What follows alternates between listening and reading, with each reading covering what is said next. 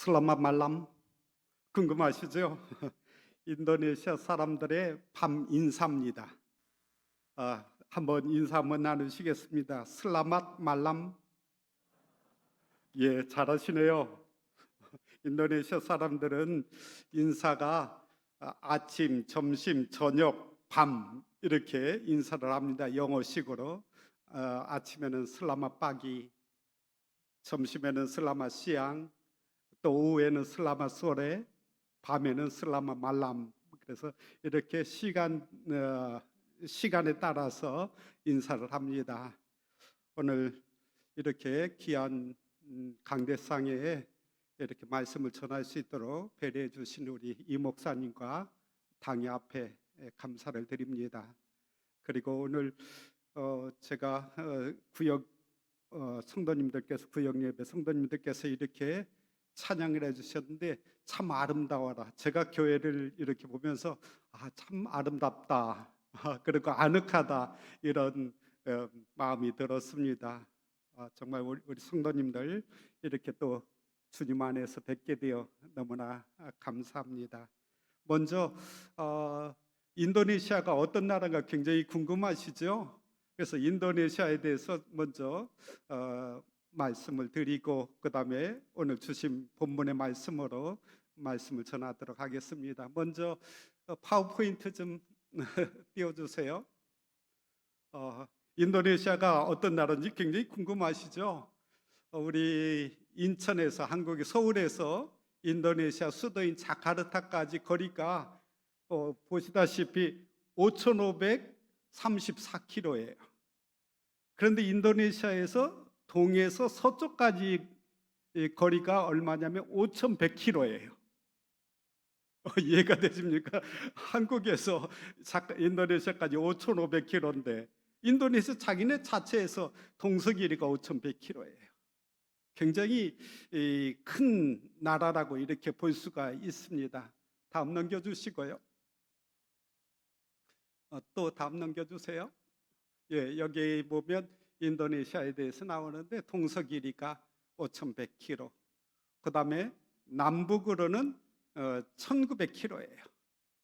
남북으로 1,900km인데 적도를 중심으로 해가지고 5도 사이에 다 있어요. 북이 5도 사이, 남이 5도 사이에 전체 인도네시아가 들어가 있습니다. 그래서 인도네시아는 1년 내내 더운 날씨예요. 6개월은 우기, 6개월은 건기입니다. 그래서 6개월은 11월 달서부터 한 4월 달까지 계속해서 하루에 비가 한 번씩 오게 되고요. 그 다음에 건기가 시작하면 비가 오지 않습니다. 지금 곧 우기가 시작이 돼요. 우기가 시작되면 꼭 하늘이 구멍이 난 것처럼 그렇게 막 쏟아져요. 그런데 그렇게 하면 어디 침수가 되는가 이렇게 해가지고 굉장히 걱정을 많이 했는데 또 금방 잘 빠져요. 아직까지 인도네시아가 그 아스팔트가 많이 되지 않아서 또 저희가 사는 데는 그런 상황이 아니라 물이 잘 빠지는 이런 것을 볼 수가 있습니다. 그리고 인도네시아는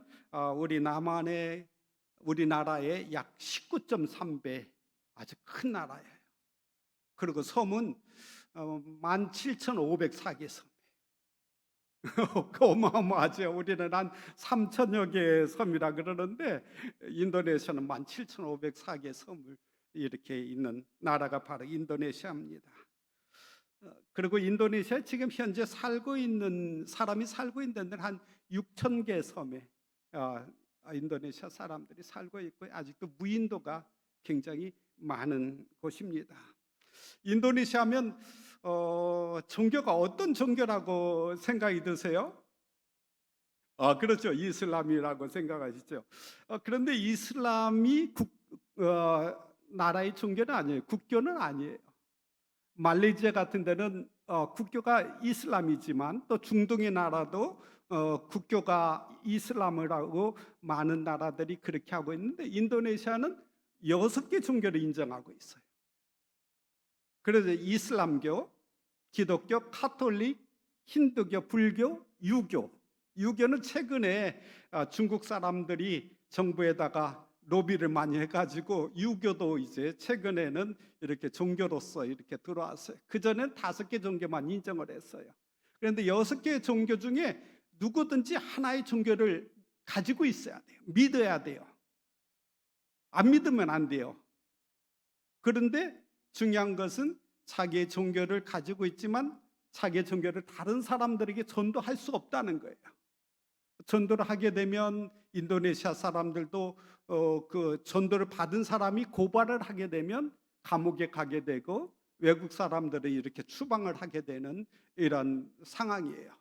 그래서 자기 종교를 잘 믿어야 되고 또 자기의 종교가 자식들에게도 이렇게 전달해 가지고 자식들도 그 종교를 따라서 신앙생활을 하고 있는 것을 볼 수가 있습니다. 지금 우리나라도 이슬람교가 이제 여러 군데에 이슬람 사원을 이렇게 건축하고 있고 이슬람들이 늘어나고 있지만 이슬람들 하면 어떤 생각이 드세요? 이슬람들은 그들이 5가지를 해야지 됩니다.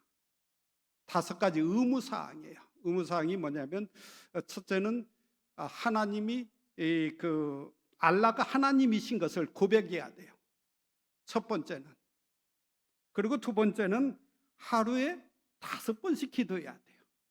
그래서 새벽 4시 반, 시간에 따라서 다르지만요, 4시에서 4시 반이면 벌써 스피커로 이제 이슬람 그 기도 소리가 막 들려요. 하루에 5번씩. 스피커로 얼마나 크게 들리는지 몰라요. 단잠을 다 깨우죠. 그래서 5번씩 이렇게 기도를 하게 됩니다. 그런데 그들이 어디에 향해서 기도할까요? 메카를 향해서 기도해요. 방향을 메카의 쪽을 향해서 이렇게 기도하고 있는 것을 볼 수가 있습니다. 그리고 이슬람들은 한 달 동안 라마단 기간이 있어요. 라마단 금식 기도라 그래가지고 그걸 매년 한 열흘씩 앞당겨지는 거예요. 왜냐하면 이슬람들은 태음력을 씁니다. 우리가 쓰는 그 달력은 태양력인데 이슬람은 태음력, 음력에 맞춰가지고 하기 때문에 매년 라마단 기간이 10일씩 빨라져요. 조금 이게 변경이 됩니다. 그래서 그때는 한 달 동안 금식하는데요. 금식은 해가 뜨기 전에 음식을 먹을 수가 있고요. 또 해가 지면 먹을 수가 있어요. 그러니까 벌써 4시 반이나 4시 사이, 4시 반 이 정도에 벌써 이 사람들이 아침을 먹어야 돼요. 이 라마단 기간에는. 그래서 새벽 3시면 이 사람들이 막 스피커로 일어나라 그래요. 방문 막 그러면서 일어나라 그래. 일어나서 빨리 밥 먹으라는 거예요. 그리고 4시 정도, 4시 반 시간에 따라서 지역에 따라서 다르지만 그때 가서 회계사원에 가서 기도하는 거예요.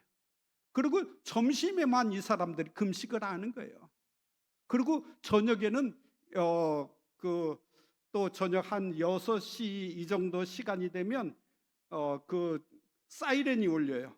이제 금식 끝났다. 그날 금식 끝났으니까 저녁 식사하라는 거예요.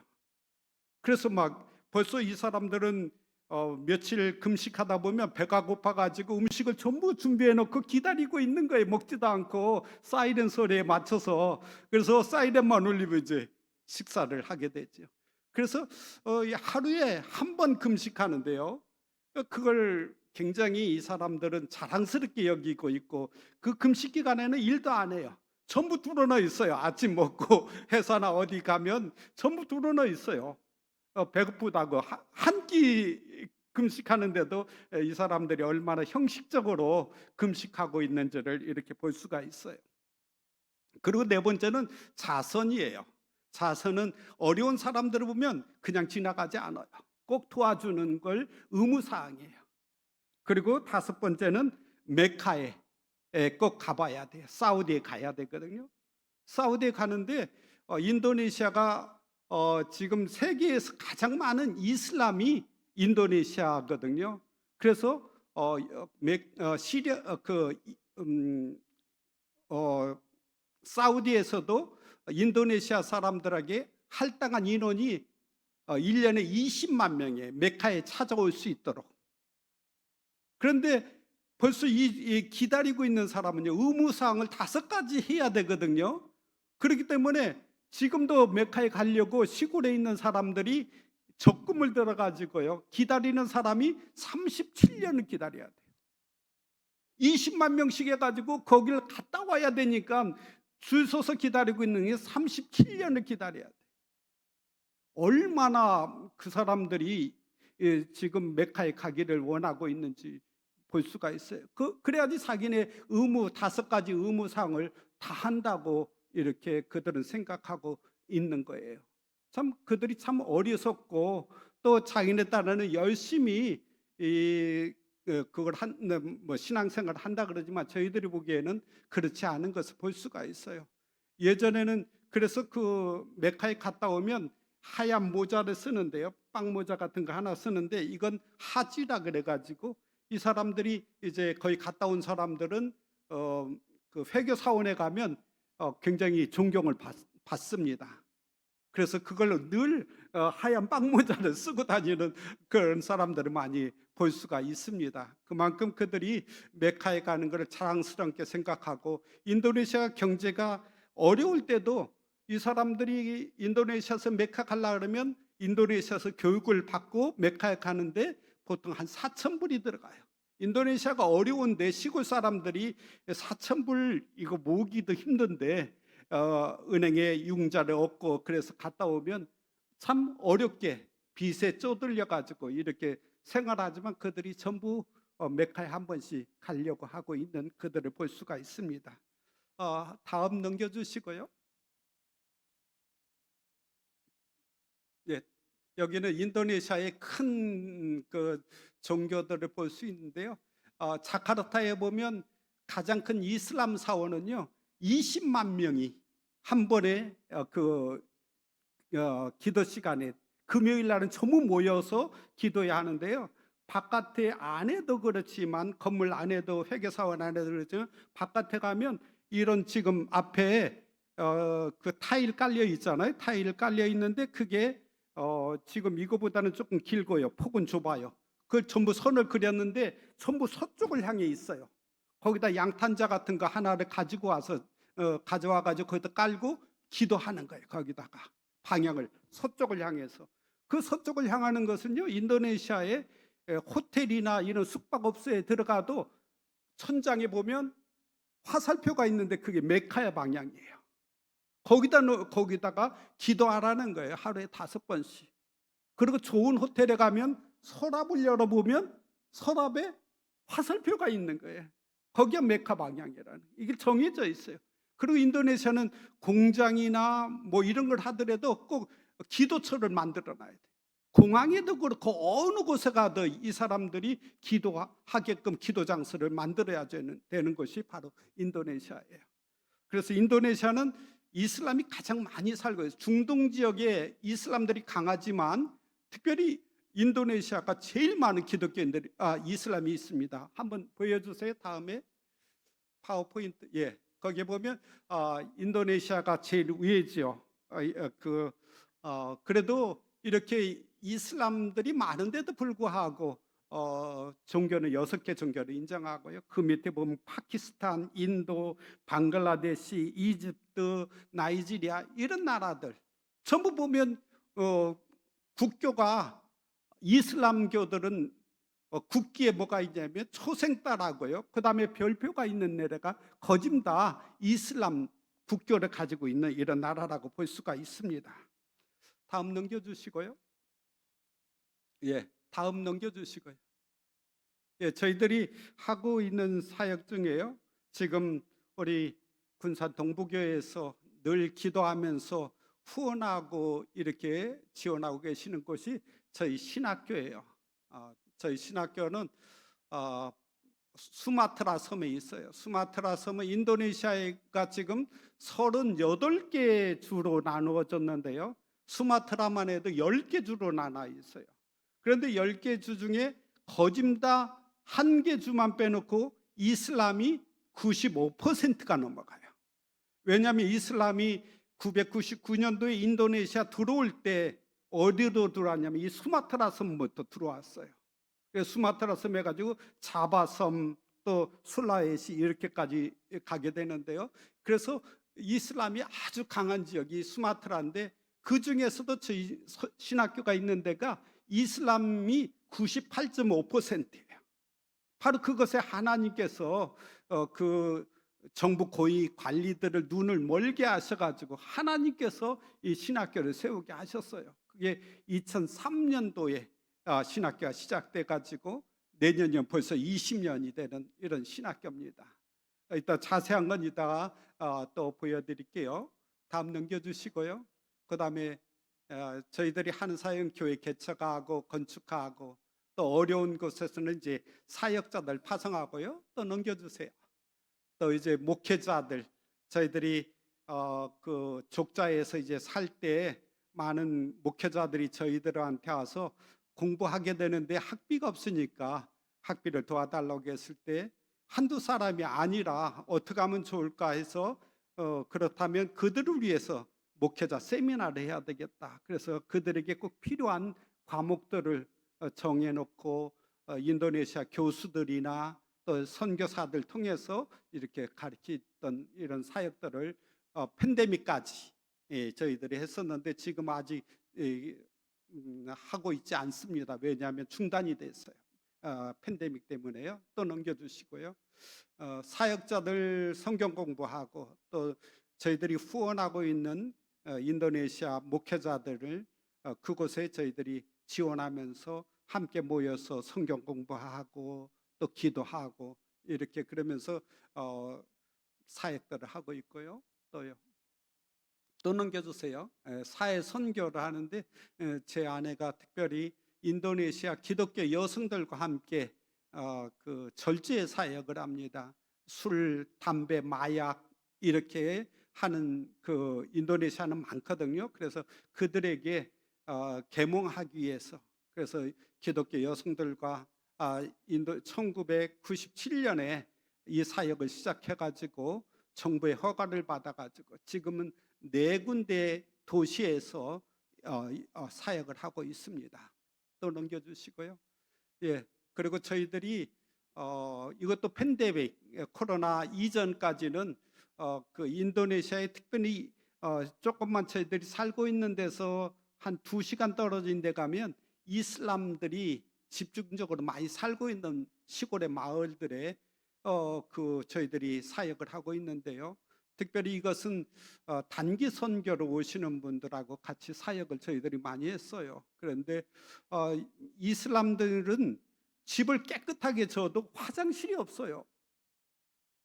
화장실 없이 그렇게 건물을 건축하거든요. 자기 집을 건축하는데 그럼 어떻게 화장실을 가냐면 집 앞에 개울들이 있어요.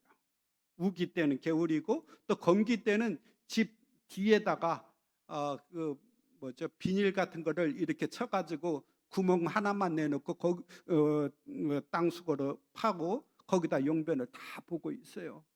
참 그래서 그들에게 그래서 뭐 좀 특이한 것은 인도네시아 가면 아침 조금 이른 시간이나 오후의 시간에 가면 개울 같은 데에 사람들이 그런 개울에서 그 궁둥이를 물속에 담그고 있는 사람들 용변 보는 사람들 막 지나가는데도 용변을 보고 있고요. 그 옆에서는 또 빨래도 하고 또 그 옆에서는 목욕도 해요. 그러니까 이 사람들 물 색깔이 황토색이 인도네시아는 깨끗한 물이 없어요. 전부 흙탕물이 돼가지고 그러니까 보이지가 않는 거예요. 그리고 조금만 1m만 떨어져도 그런 더럽다고 생각을 안 해요. 그들이 그렇게 살아왔으니까요. 그래서 그들에게 화장실을 마을에 화장실을 지어줘요. 그래서 한 건물을 져가지고 남자 화장실 2칸, 여자 화장실 2칸.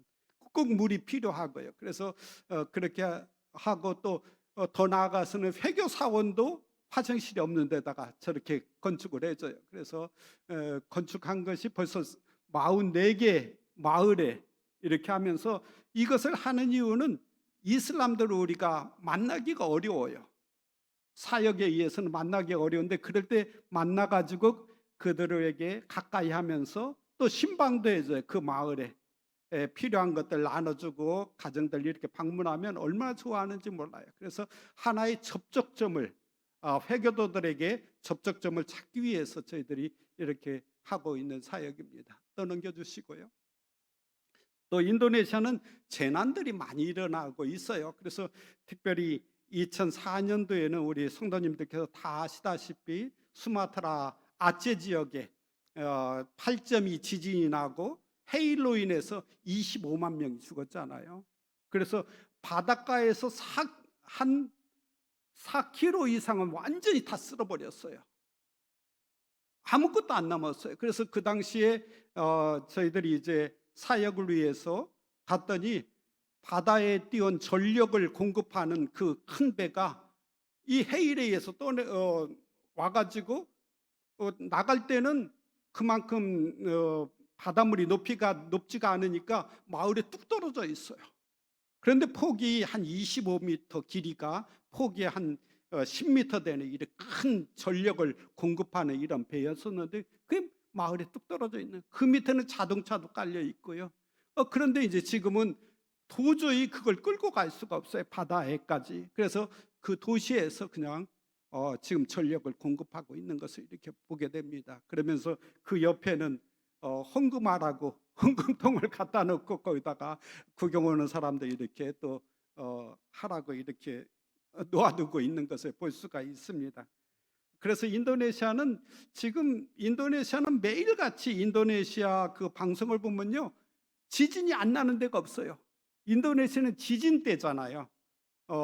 환태평양 지진 때가 지나가고 있고요. 또 화산이 종종 터지는데, 저희가 살고 있는 족자카르타도 활화산이 있어요. 모라피 화산이라고 들어보셨을 거예요.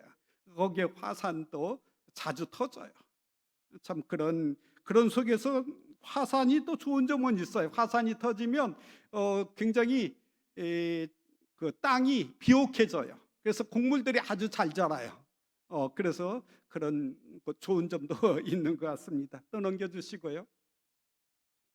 예, 특별히 우리 군산 동부교회에서 2020년부터 후원하는 저희 신학교입니다. 벙콜로 아라스타마르 신학대학교인데요.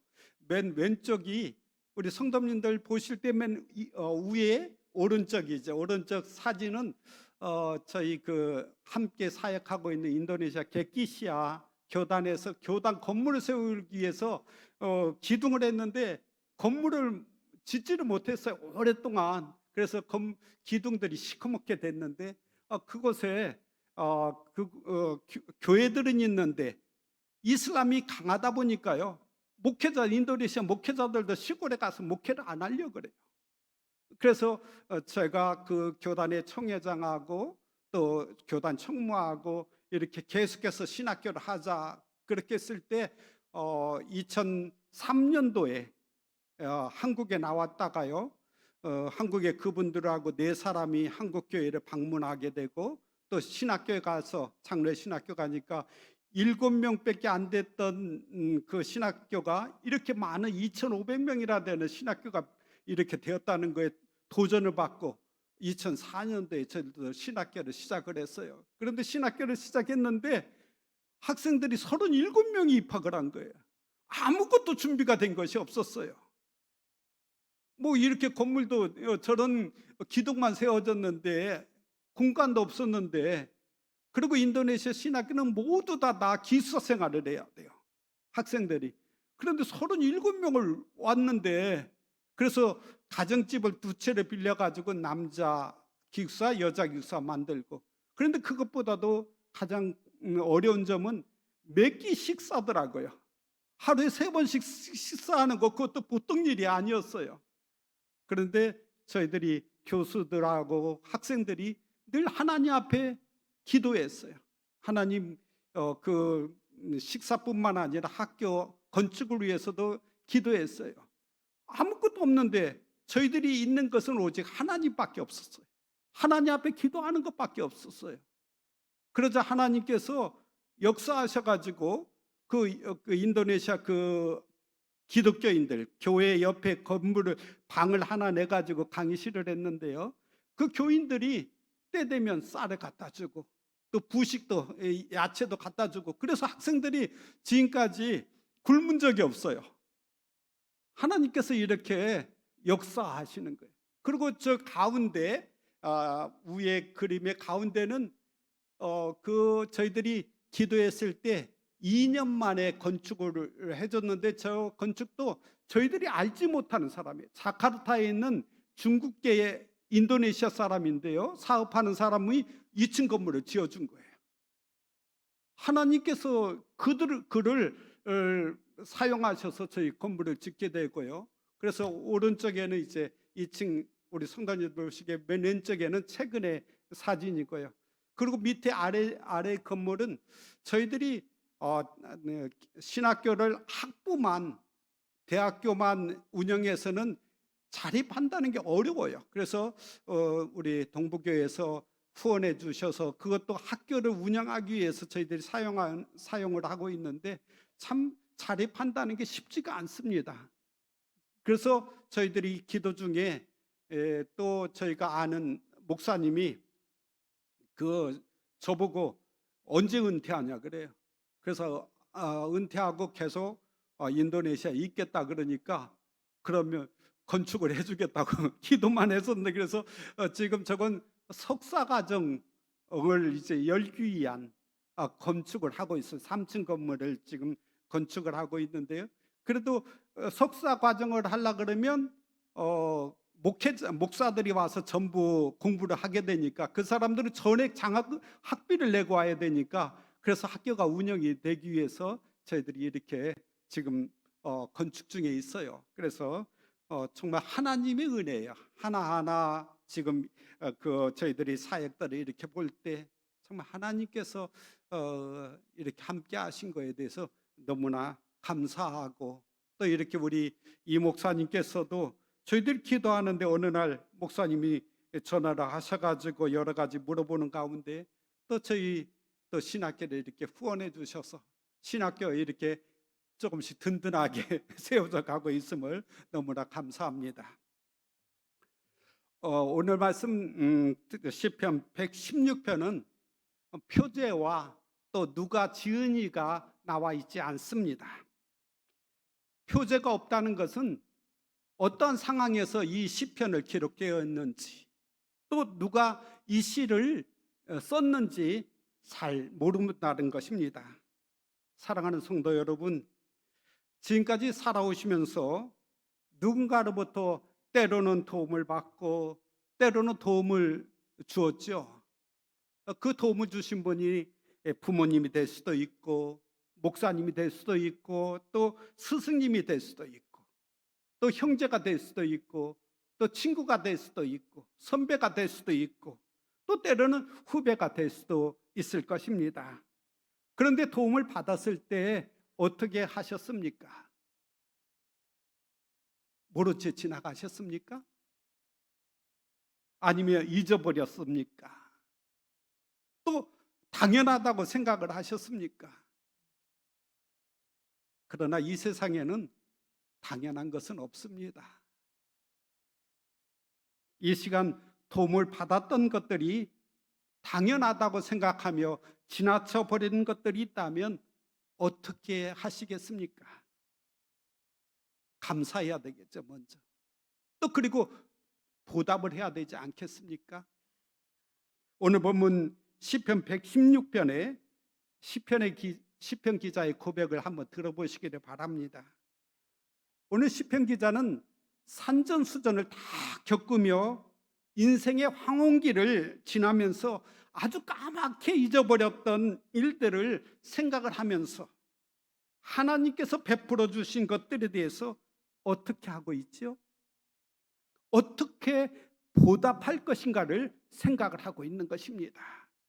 오늘 본문 시편 기자는 12절에 내게 주신 모든 은혜를 내가 여호와께 무엇으로 보답할까? 이렇게 자신에게 묻고 있는 것입니다. 이 말씀을 보면 어떤 생각이 드시죠? 이 시편 기자가 굉장히 행복하고 기뻐서 이렇게 고백하고 있는 것처럼 보이지 않습니까? 그러나 그렇지 않습니다. 이런 고백을 한다는 것은 우리가 생각할 때 뭔가 이루었고 뭔가 잘해서 이런 고백을 하게 되는데, 그러나 시편 116편은 그렇지가 않습니다. 이 시편 기자가 이와 같은 고백을 할 때는 전혀 행복과 기쁨과 또 성공과는 아주 상관이 없는 상황입니다. 오히려 그 반대라고 볼 수가 있습니다. 시편 116편 1절에서 3절을 보면요, 이 시편 기자가 지금 어떤 상황과 형편에 있는지를 기록하고 있는 것입니다. 시편 116편 1절에서 4절에 여호와께서 내 음성과 내 간구를 들으심으로 내가 그를 사랑하는도다. 그의 귀를 내게 기울이셨으므로 내가 평생에 기도하리로다. 사망의 줄이 나를 두르고 수월의 고통이 내게 이르므로 내가 환난과 슬픔을 만났을 때 내가 여호와의 이름으로 기도하기를 여호와여 주께 구하오니 내 영혼을 건지소서 하였도다. 이렇게 말씀을 하고 있습니다. 시편 기자가 어떤 상황인지를 말해주는 단어들이 보이지 않습니까?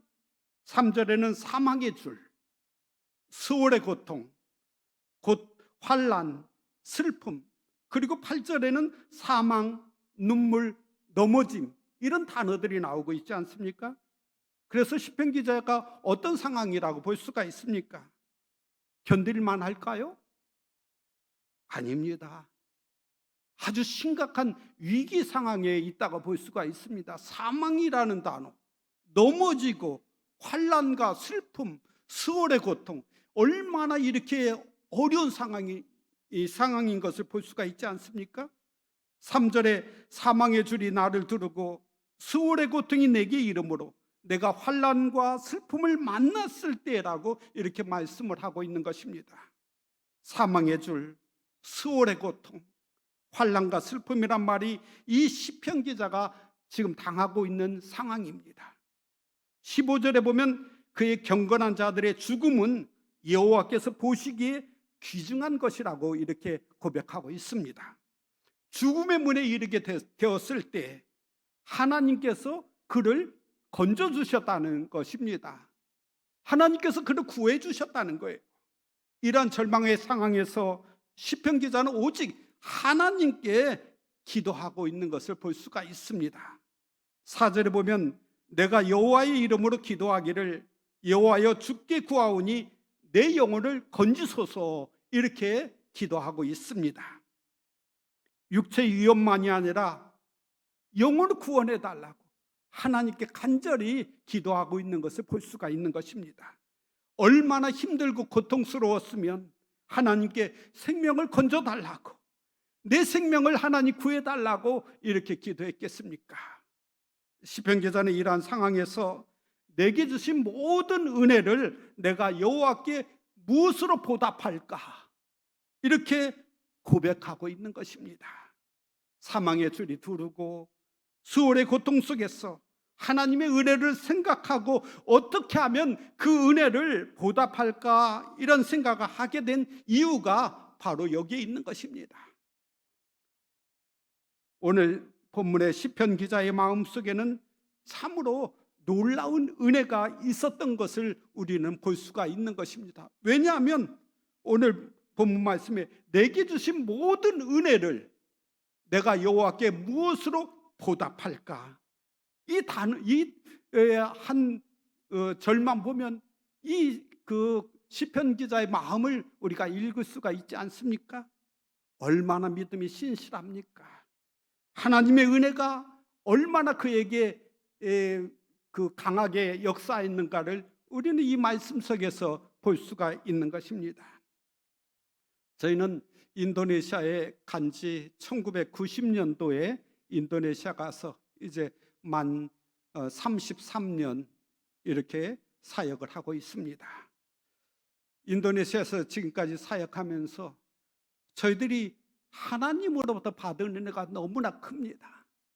하나님께서 저희들을 얼마나 세밀하고 또 정확하고 그렇게 하나님께서 저희들을 인도하여 주셨습니다. 저희들은 인도네시아에 있으면서 3번씩이나 인도네시아 풍토병으로 인해서 참 어려운 가운데 있었을 때도 하나님께서 저희들을 구해 주셨습니다. 인도네시아에서는 문타베르라는 병은요, 토하고 설사하는 이란 병이에요. 참 이거에 걸렸을 때 하루에 인도네시아 사람들은 일어나 가지고 3번 설사하고 3번 토하면 병원에 의무적으로 가야 돼요. 그런데 저는 그걸 몰랐어요. 그래서 아침에 일어나 가지고 설사하고 토하는데 나중에 보니까 몸을 움직이는 그곳에 쥐가 나는 거예요.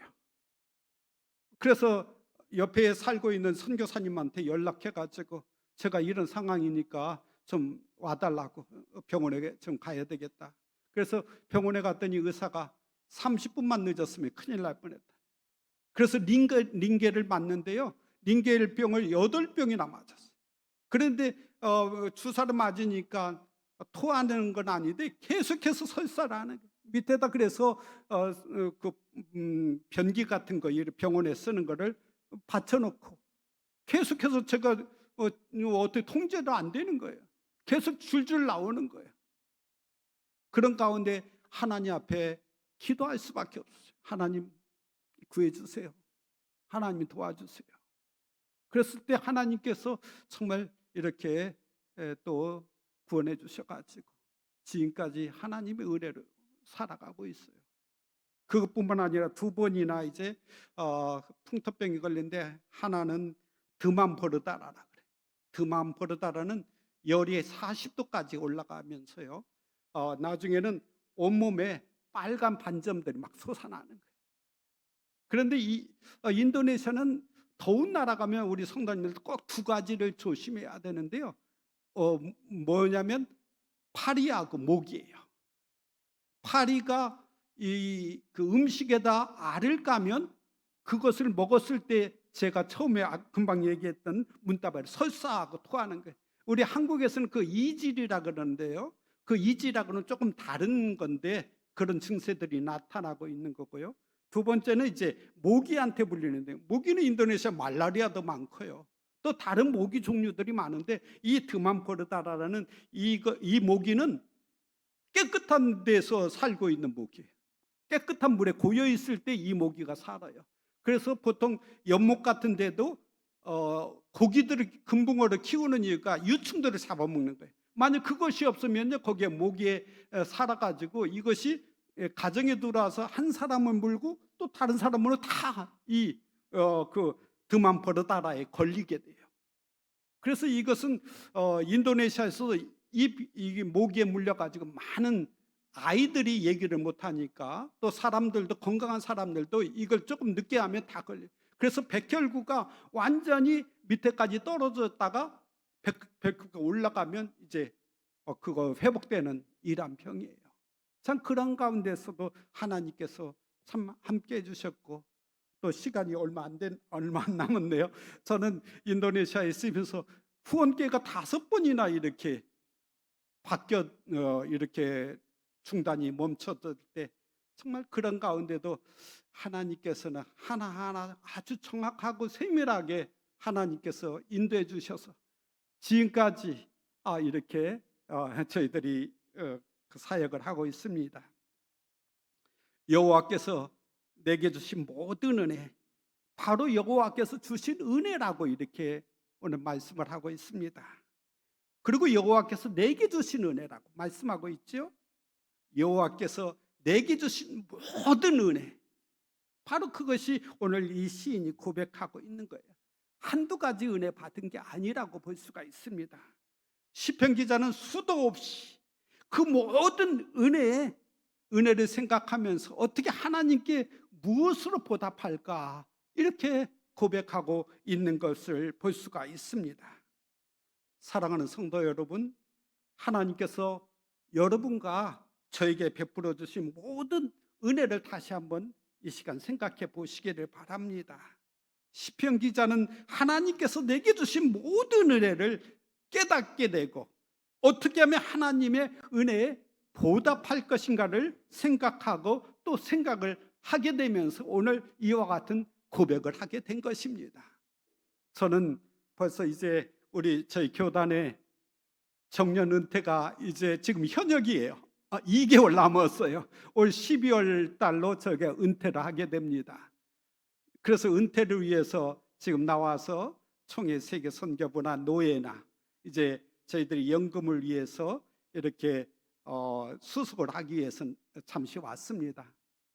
정말 하나님께서는 그런 가운데서 작년서부터 저희들이 은퇴를 앞두고 기도해 왔는데, 왜냐하면 한국에 나와서도 집도 없고 또 연금 가지고는 도저히 생활할 수가 없어요. 그런 상황 속에서 하나님 앞에 기도하는 가운데 하나님께서 그런 마음을 주셨어요. 내가 너를 인도네시아로 보냈는데 내가 은퇴했다고 네 마음대로 가냐? 하나님께서 그 말씀을 주시는 거예요. 그래서 제가 제 아내에게 하나님께서 이런 말씀을 나에게 주셨다 그러면서 그런 마음을 하고 나니까 마음이 편안해졌어요. 그래서 은퇴한 후에도 저희들이 계속해서 인도네시아 살려 그래요. 한국에 나오면 저희들은 완전히 이방인같이 여기가 적응이 안 돼요. 한국이 너무나 변했기 때문에 적응한다는 게 쉽지가 않아요. 그러나 인도네시아는 저희들이 연금 받는 걸로 그래도 조금 생활할 수가 있고, 인도네시아 사람들이 굉장히 친절한 편이에요. 우리 한국에 나오니까요 얼마나 딱딱한지 무서워요. 너무나 무섭고 우리 한국 사람이 오히려 더 무섭고, 인도네시아는 모르는 사람인데도 가면서 인사하고 다 그래요. 그래서 저 사람이 나를 아는가 할 정도로. 그래서 그렇게 오랫동안 살다 보니까 인도네시아에서 계속해서 사역을 하고, 왜냐하면 또 후임자가 없어요. 아직까지 신학교를 할 사람이, 선교사가 부족해요 아직까지. 그래서 하나님께서 후임자를 위해서도 기도하면서 인도네시아에서 계속 사역을 해야 되겠다, 이런 생각을 하고 있습니다. 사랑하는 성도 여러분, 하나님의 은혜를 세상적인 것으로는 결코 갚을 수가 없습니다. 왜냐하면 은혜는 인간들을 향한 하나님의 무조건적인 사랑이기 때문에 그렇습니다. 또한 우리가 받을 자격이 없는 자에게 하나님께서 값없이 베풀어지는 고귀하고 값진 선물이기 때문에 그렇습니다. 하나님께서 받을 자격이 없는 우리들에게 베풀어 주신 것이 바로 은혜입니다. 하나님께서 독생자 예수 그리스도를 이 땅에 보내주시고 누구든지 믿는 자에게 영생을 주시는 참으로 놀라운 구원의 은총인 것입니다. 모든 은혜 가운데 가장 최고의 은혜가 무엇일까요? 그것은 구원입니다. 구원받은, 우리가 죽을 수밖에 없는 우리들을 하나님께서 만세전에 우리를 택하셔서 또 예수님 믿게 하고, 이게 얼마나 큰 축복인지 모릅니다. 이게 얼마나 큰 은혜인지 모르는 것입니다. 나 같은 것을 구원해 주신 하나님의 은혜만 생각을 한다면 그 감격을 우리는 주체할 수가 없는 것입니다. 저는 그 이유를 그 구원의 잔을 들고라는 말씀 속에서 찾아보게 됩니다. 시편 기자에게는 구원에 대한 확신이 있었던 것입니다. 하나님께서 구원자시라는 것을 대한 확실한 믿음이 있었던 것입니다. 그 믿음은 수월의 고통 속에서도, 또 사망의 줄이 자신을 두르고 있는 그 상황 속에서도 결코 두려워하지 않고 하나님 앞에 기도했던 것입니다. 사망의 줄은 결국에 풀릴 것이고, 이 수월의 고통은 결국 사라지게 될 것을 이 시편 기자는 믿었던 것입니다. 시편 기자는 하나님께서 자신을 구원해 주실 것이라는 것을 확실하게 믿고 있었던 것입니다. 그러므로 어떻게 했죠? 하나님께 감사했던 것입니다. 다른 거 없어요. 하나님 앞에 감사하는 거예요.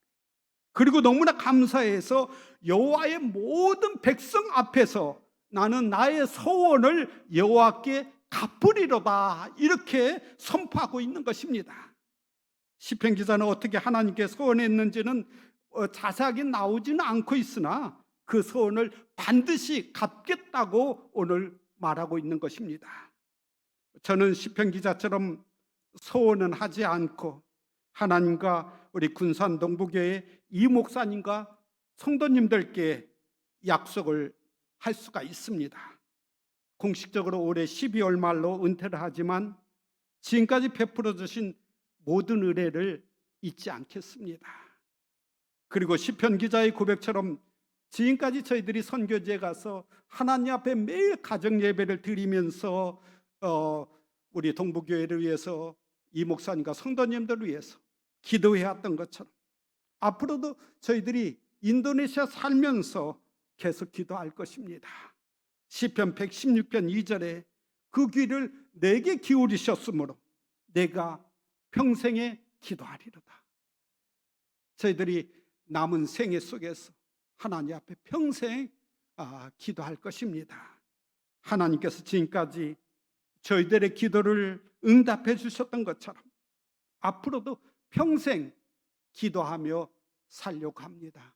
사랑하는 성도 여러분, 성도님들께서도 더욱더 예수님을 믿고 절대로 흔들리지 않고 주님을 부여잡고 하나님 앞에 기도하면서 하나님께서 우리들에게 베풀어 주신 그 모든 은혜를 기도하면서 평생 살아가기를 주님의 이름으로 축원합니다. 다 같이 기도하겠습니다. 사랑과 은혜가 충만하신 하나님 아버지, 감사합니다.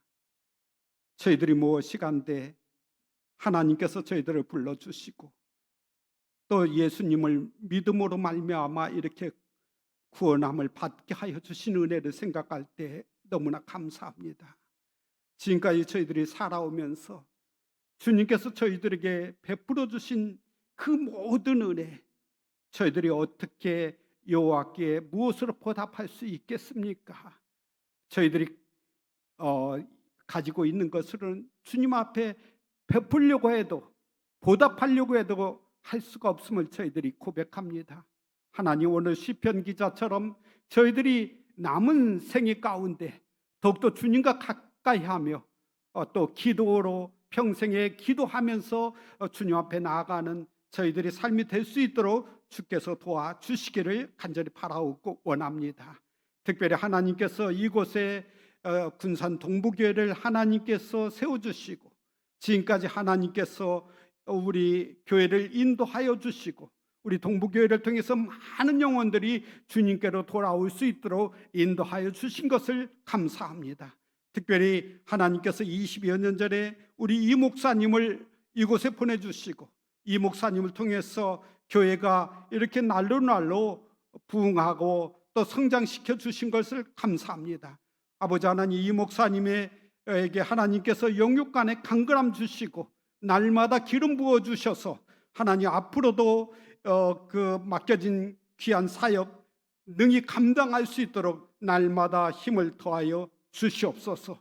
그리고 하나님께서 귀하게 사용하여 주셔서 많은 사람들에게 영향력을 줄 수 있는 목사님 될 수 있도록 인도하여 주시옵소서. 특별히 사랑하는 우리 동부교회 성도님들 한 분 한 분을 주님 손에 맡깁니다.